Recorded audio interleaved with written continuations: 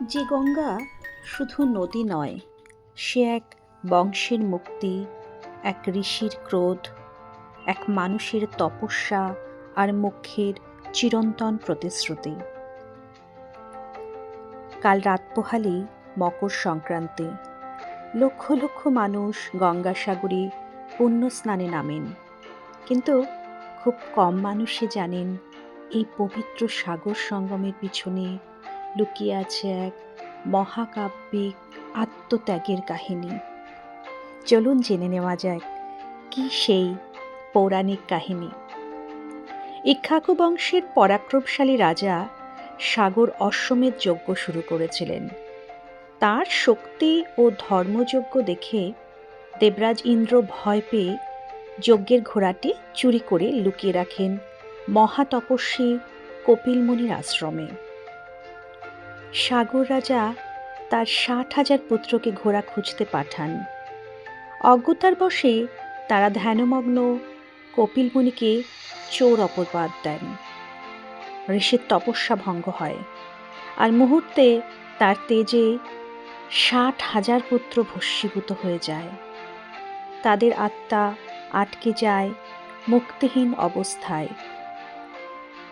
সাগর রাজার পৌত্র অংশুমান ক্ষমা প্রার্থনা করে জানতে পারেন এই আত্মাদের মুক্তি একমাত্র পথ দেবী গঙ্গাকে পৃথিবীতে অবতরণ করানো। বংশের পর বংশ কেটে যায়। অবশেষে রাজা অংশুমানের পুত্র দিলীপ ও তারপর তার পুত্র ভগীরথ শেষ পর্যন্ত অসম্ভবকে সম্ভব করেন।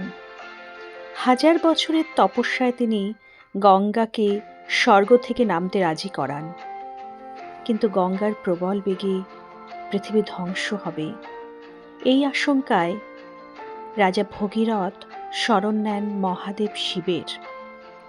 শিব গঙ্গাকে ধারণ করেন তার জটা জালে।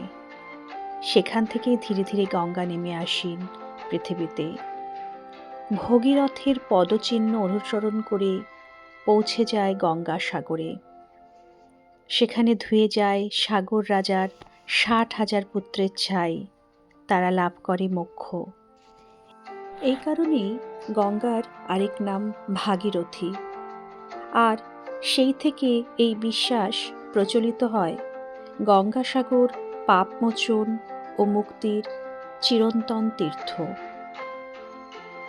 মকর সংক্রান্তি আমাদের মনে করিয়ে দেয় শক্তি নয়, ভক্তি শেষ পর্যন্ত মুক্তির পথ দেখায়।